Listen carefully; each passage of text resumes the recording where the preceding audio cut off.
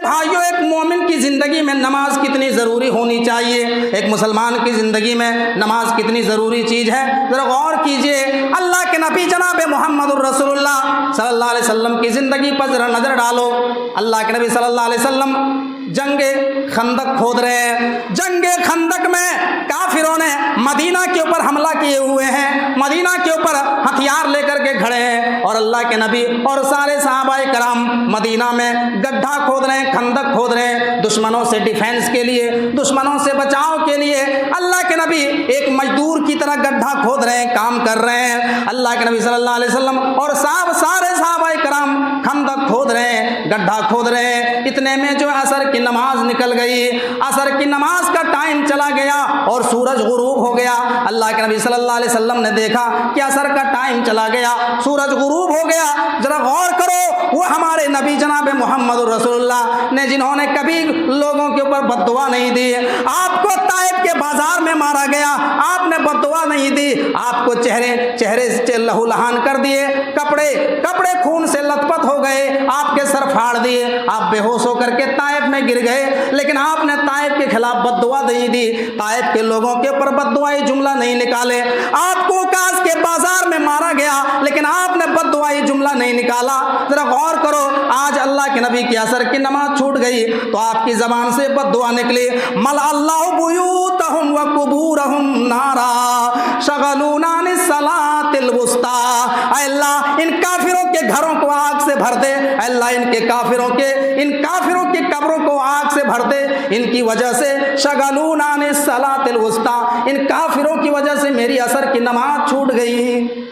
अल्लाह के नबी की ज़बान से बद्दुआ निकली और बहुत सख्त बद्दुआ निकली कि अल्लाह इन काफिरों की कब्रों को आग से भर दे, इनके घरों में आग भर दे, जिनकी वजह से मेरी असर की नमाज कज़ा हो गई, असर की नमाज छूट गई।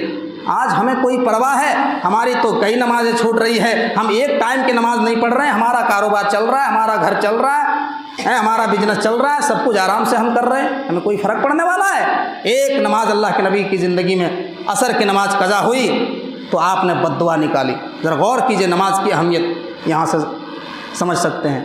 एक मुसलमान की ज़िंदगी में अगर नमाज नहीं है तो वो शांति की ज़िंदगी और पुरसुकून की ज़िंदगी वो नहीं पा सकता है।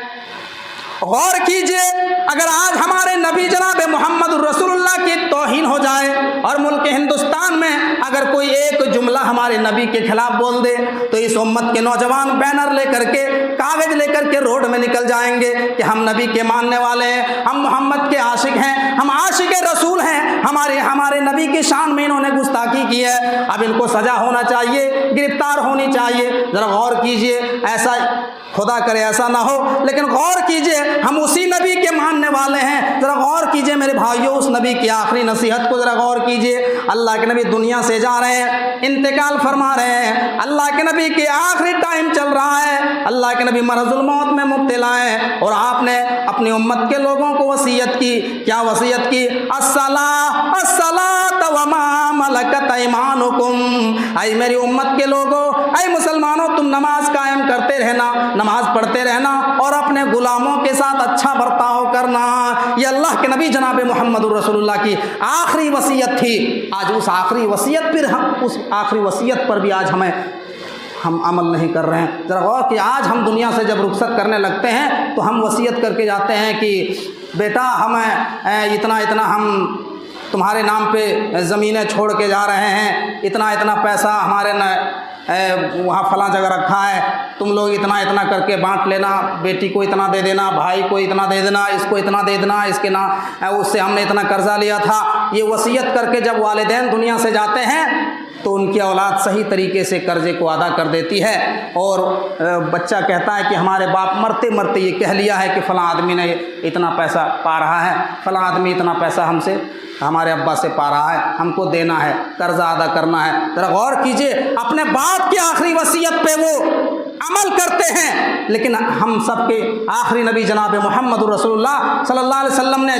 जिसने 23 साला नबूवी ज़िंदगी सिर्फ हमारे लिए जो है वक्फ कर दिया और इस दुनिया से रुखसत हुई, उनकी आखिरी वसीयत को भी आज हम नहीं मान रहे हैं। ज़रा गौर करो मेरे भाई, नमाज के बगैर कोई भी मुसलमान पाकीज़ा ज़िंदगी नहीं पा सकता है।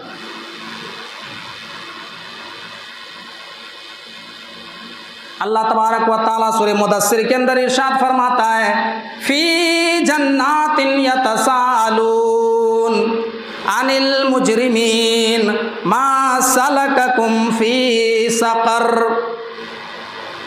क़यामत के दिन जब मुजरिमीन को जहन्नम में दाखिल किए जाएंगे, जन्नती जहन्नमी से सवाल करेंगे, फ़ी जन्नातिन यतसालून, जन्नती जहन्नमी से सवाल करेंगे, अय जहन्नमियों ये बताओ कि तुम जहन्नम में क्यों आए हो? दुनिया में तुम हमारे साथ रहा करते थे, दुनिया में तुम्हारा कारोबार हमारे साथ था, दुनिया में हम साथ में घूमा करते थे, टहला करते थे, होटलों में साथ में बैठ करके नाश्ता और चाय पिया करते थे।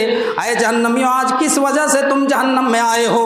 जहन्नमी जवाब देंगे, अय जन्नतियों मेरी फहरिस्त बहुत लंबी है, हम उतना बयान नहीं कर सकते हैं, लेकिन जो असल बात है, जो असली वजह है, मैं उसको बयान करता हूँ। क़ालू लम नकु मिनल मुसल्लीन, अय जन्नतियों हमारी असल वजह यह है कि हम दुनिया के अंदर नमाजें ना अदा करते थे। मौज़िन जब मस्जिद की मीनारे से आवाज़ लगाता था, हय्या अलस सलाह हय्या अलल फलाह, आओ नमाज के लिए, हय्या अलल फलाह, अगर फलाह चाहते हो, अगर कामयाबी चाहते तो आ जा नमाज के लिए। हम उस वक्त दुकानों में बैठ करके कारोबार में बिजी रहा करते थे, मसरूफ रहा करते थे, दुनिया के कामों में हम बिजी थे, हम अल्लाह रब्बुल आलमीन के दरबार में हाजिरी नहीं दिया करते थे, जिसकी वजह से मुझे जहन्नम में सजा भुगतना पड़ रहा है।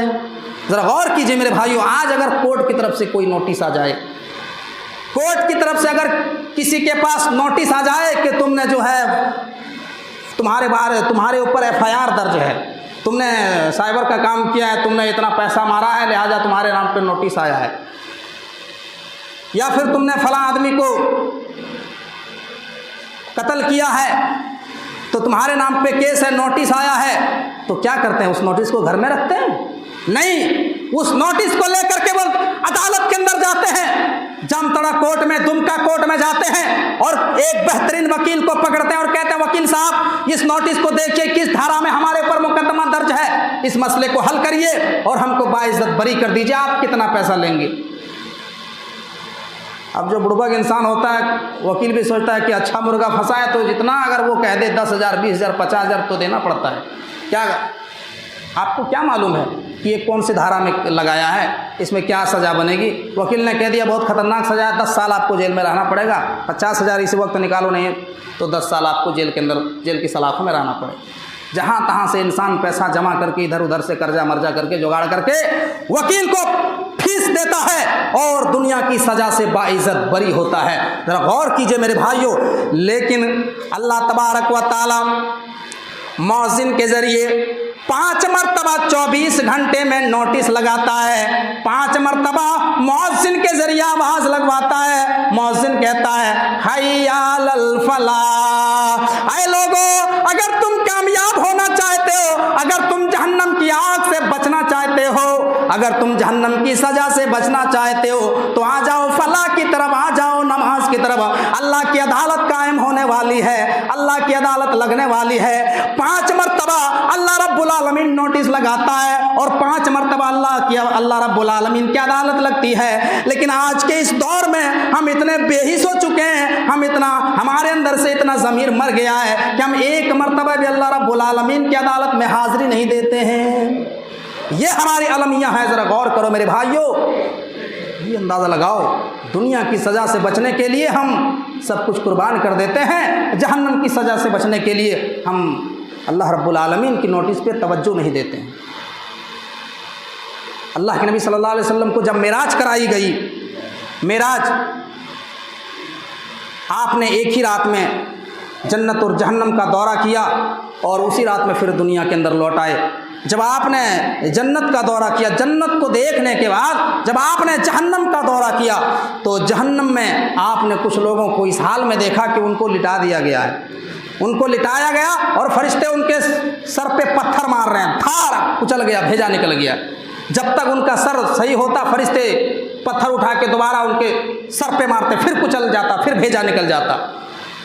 ये सजा देख करके अल्लाह के नबी ने पूछा, मन हाउला या जिब्राइल, आए जिब्राइल ये कौन लोग हैं जिनको इतनी दर्दनाक सजा दी जा रही है?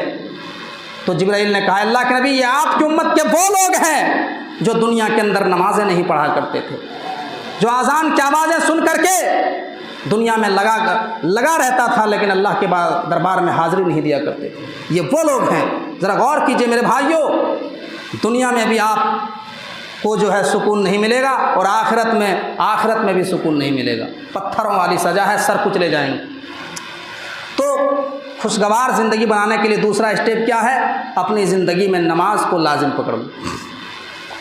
नंबर 3, अगर अपनी ज़िंदगी को खुशहाल बनाना चाहते हो, अगर आप एक खुशगवार ज़िंदगी हासिल करना चाहते हैं, तो आप अल्लाह रब्बुल आलमीन का तकवा इख्तियार करें, अल्लाह का परहेज़गारी इख्तियार करें। अल्लाह कुरान में कहता है, वलौ अन्ना अहलल कुरा आमनू वत्तक़ौ लफ़तहना अलैहिम बरकातिम मिनस समाई वल अर्ज़।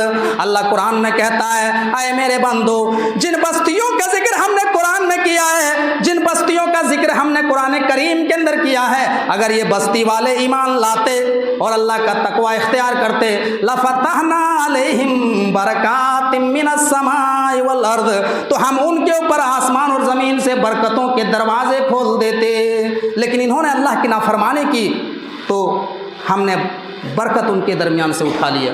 मेरे भाइयों, बरकत किसको कहते हैं?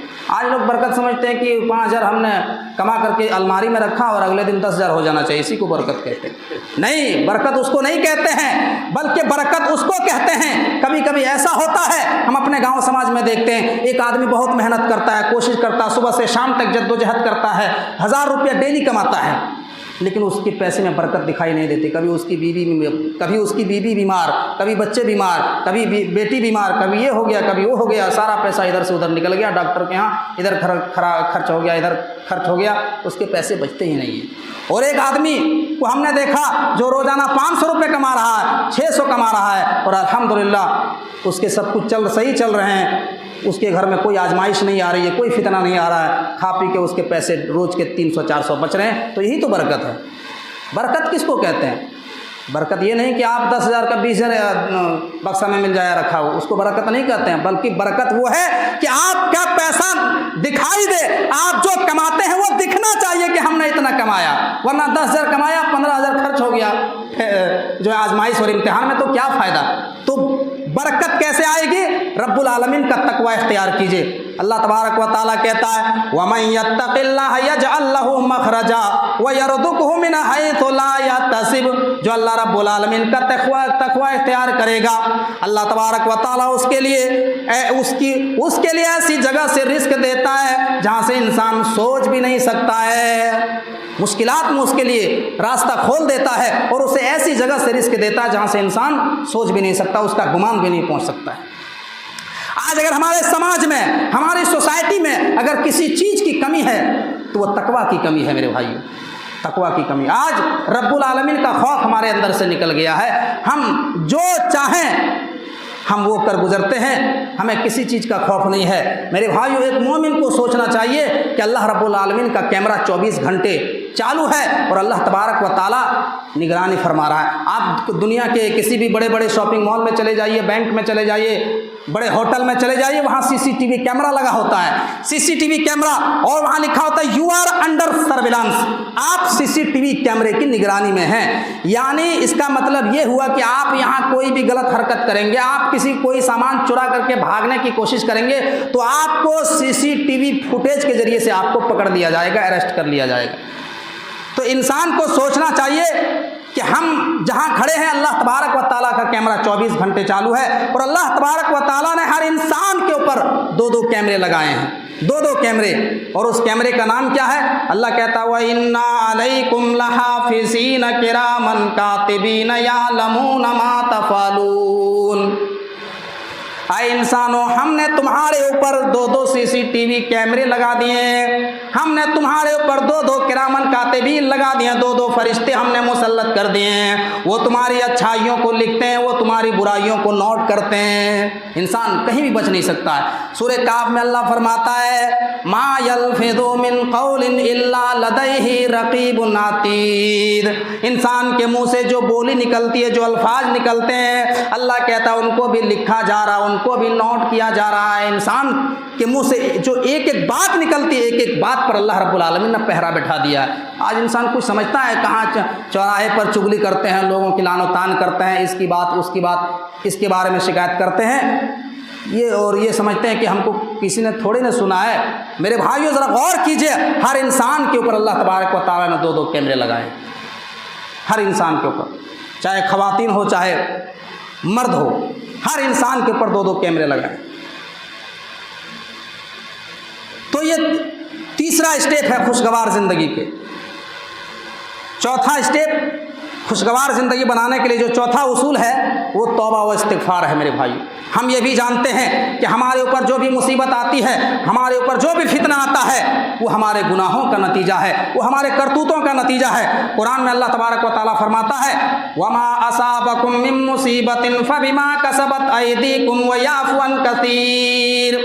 आए लोगों, तुम्हारे ऊपर जो भी मुसीबत आती है, तुम्हारे ऊपर जो भी फितना आता है, तुम्हारे ऊपर जो भी इम्तिहान आता है, वो तुम्हारे गुनाहों का नतीजा है। और बहुत सारे गुनाहों को अल्लाह तबारक व तआला माफ़ कर देता है। बहुत सारे गुनाहों को अल्लाह माफ़ कर देता है। इंसान के ऊपर जो मुसीबत आती है, उस मुसीबत की वजह से अल्लाह गुनाहों को झाड़ता है। हत्ता कि अगर इंसान के पैर में एक कांटा भी चुभता है और उसको तकलीफ़ पहुंचती है, तो उसके ज़रिए भी अल्लाह तबारक व तआला गुनाहों को मिटाता है। तो अपने ज़िंदगी में जो है हम अल्लाह रब्बुल आलमीन से तौबा और इस्तिग़फ़ार करें। अल्लाह के नबी सल्लल्लाहु अलैहि वसल्लम फरमाते हैं, एक रिवायत के मुताबिक 24 घंटे में अल्लाह के नबी 70 मरतबा इस्तिग़फ़ार करते हैं, और एक रिवायत के मुताबिक 100 मरतबा दिन भर में अल्लाह के नबी सल्लल्लाहु अलैहि वसल्लम अस्तग़फ़िरुल्लाह अस्तग़फ़िरुल्लाह तौबा व इस्तिग़फ़ार करते हैं। तो हमारी ज़िंदगी का शियार बन जाए, हमारी ज़िंदगी का ये हथियार बन जाए, हम अल्लाह रब्बुल आलमीन से तौबा करें, इस्तिग़फ़ार करें। हम अल्लाह रब्बुल आलमीन के गुनहगार हैं, सियाहकार हैं, खताकार हैं। हमारा गुनाह अगर कोई माफ़ कर सकता है तो अल्लाह रब्बुल आलमीन माफ़ कर सकता है। मेरे भाई, तौबा। पांचवा उसूल क्या है? दुआ है। दुआ आप दुनिया वालों से बार बार मांगेंगे, दुनिया वाले आपको भगा देंगे, जलील कर देंगे, भागो यार, दिमाग खराब करता है, हर बार हमारे घर तुमको सूझा है, हर बार हमारे पास मांगने के लिए चले आते हो, जाओ दूसरे के पास। बंद, ये दुनिया का मामला है। आप जब बार बार दुनिया वाले से मांगते हैं, दुनिया वाले नाराज होता है, लेकिन अल्लाह तबारक व तआला से बार बार सवाल करने से अल्लाह तबारक व तआला खुश होता है। अल्लाह के नबी फरमाते हैं, तिरमिज़ी की रिवायत है, इन्नल्लाह हय्युन करीमुन। अल्लाह तबारक व तआला हया करने वाला है, रहम करने वाला है। जब कोई बंदा अल्लाह के सामने हाथ को फैलाता है तो अल्लाह तबारक व तआला को शर्म आती है। अल्लाह माफ़ करने वाला है, गफ्फार है। ज़रा गौर करो मेरे भाइयों, दुनिया वाले से आप मांगेंगे, बार बार दुनिया वाले भगा देंगे, लेकिन बार बार अल्लाह के सामने हाथ फैलाने से अल्लाह खुश होता है, और अल्लाह तबारक व तआला को शर्म आती है कि हम इसको कैसे खाली हाथ लौटा दें। आप दुनिया में कोई भी मुसलमान जब दुआ मांगता है तो उसकी दुआ को अल्लाह रद्द नहीं करता है। हदीस में आता है, तिरमिज़ी की रिवायत है, हदीस के रावी हज़रत उबादा इब्न सामित है, वो फरमाते हैं कि अल्लाह के नबी ने फरमाया, जब कोई मुसलमान अल्लाह से दुआ मांगता है, अल्लाह से दुआ मांगता है तो 3 कैटेगरी होती है दुआ की। जैसे बंदा दुआ मांगता है, या तो अल्लाह तबारक व तआला फ़ौरन कबूल कर लेता है, या फिर उसकी दुआ को आखिरत के लिए ज़ख़ीरा कर देता है, आखिरत के दिन के लिए जमा कर देता है, या फिर उस दुआ की वजह से उसकी कोई उस जैसी मुसीबत को अल्लाह टाल देता है। 3 सूरतें होती है, तीनों सूरतों में किसी न किसी सूरत में हमारी दुआ कबूल होती है। मेरे भाइयों, ज़रा गौर कीजिए, तो हमें और आपको दुआ करनी चाहिए, और दुआ के लिए किसी सीढ़ी की ज़रूरत, किसी सोर्स की ज़रूरत, किसी बाबा, किसी पीर वली की ज़रूरत नहीं है। आज लोग कहते हैं कि फलां साहब प्रधानमंत्री के पास पहुंचने के लिए पहले उससे पीए से मुलाकात करना पड़ता है, मुख्यमंत्री के पास मुलाकात करने से पहले उसके जो है पीए हैं उनसे मुलाकात करना पड़ता है, तब हमारी बात वहां तक पहुंचती है। ये अल्लाह रब्बुल आलमीन का मामला नहीं है। अल्लाह तबारक व तआला कुरान करीम में कहता है, वइदा सालक इबादी अन्नी फइन्नी करीब। आए मेरे नबी, लोग आपसे सवाल करें, लोग आपसे मेरे बारे में सवाल करें कि अल्लाह कहाँ है, आप उनको कह दीजिए कि मैं बिल्कुल करीब हूँ। फ़इन्नी करीब, मैं अल्लाह रब्बुल आलमीन कह दो कि मैं उनके बिल्कुल करीब हूँ। तो करीब के लिए वसीले की ज़रूरत नहीं पड़ती है। आज लोग कहते हैं कि वहाँ जाने के लिए पहले अल्लाह रब्बुल आलमीन की तक दुआ पहुँचाने के लिए पहले फ़लाँ आदमी तक दुआ पहुँचाना पड़ता है, फ़लाँ बाबा के मज़ार पर जाना पड़ता है, वो हमारी दुआ को आसमान में लेके जाते हैं। ऐसी बात नहीं है मेरे भाइयों। वसीला और जो है सीढ़ी दूर की चीज़ों के लिए पड़ती है। यहाँ सारे लोग आज जुमा पढ़ने के लिए आए हैं, कोई थोड़े बोलोरो स्कॉर्पियो से आए हैं, बहुत सब लोग पैदल आए हैं, सब लोग पैदल आते हैं। कोई तो अब हम अपने हुजरे से आए यहाँ पर पैदल आए, हम थोड़े कहेंगे यहाँ पर लेके मोटरसाइकिल लेके आओ तब हम यहाँ से यहाँ आएंगे, ऐसा नहीं है।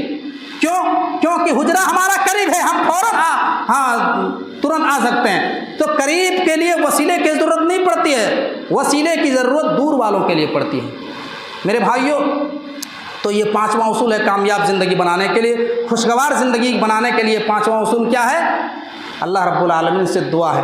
अब एक एक उसूल हम बयान, 12 उसूल है, अब 7 उसूल इंशाल्लाह अगले जुमे में हम बयान करेंगे। अल्लाह रब्बुल आलमीन से दुआ है कि बारिला हम तमाम मुसलमानों को नेक अमल करने की तौफीक अता फरमाए। अल्लाह जब तक इस दुनिया में ज़िंदा रख, ईमान और अमल सालिहा के साथ ज़िंदा रख, और जब हमारी खात्मा तो ईमान के साथ खात्मा फरमा।